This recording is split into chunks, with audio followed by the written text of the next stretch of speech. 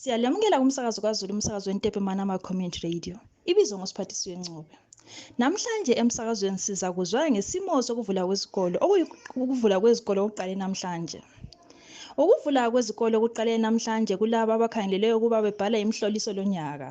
Esabelweni seGwanda District iningi labantwana alilibhekisanga ezikolo. Kulembangela ezimbalo ezibangele bengahambi ngokupheleleyo. Okokuqala, abazali bakhangele ukuthi isimo somnotho kasibavumelanga ukuba benelise amalungiselelo ukuthi abantwana beye esikolo lapho okube kufuneka imbadalo yokufunda. Izembatho zesikolo kunye lengwalo.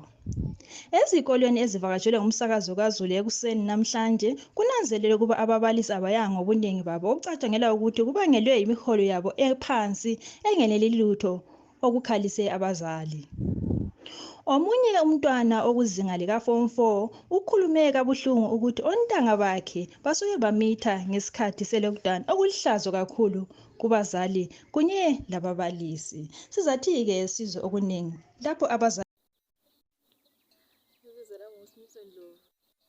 ngihlala eCheleza. Nxa ngibuya lapha esikolo ngihamba 8 kilometers, nxa ngibuya ngihamba 8 kilometers past 16.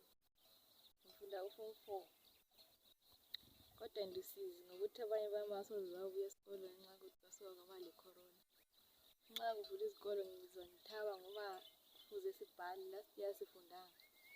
Lalonyaka lakho singakele ukufunda kulathi sizalibhala.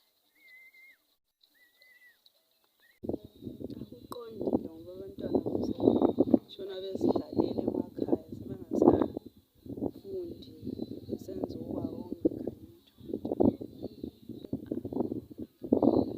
Sizimisele konke.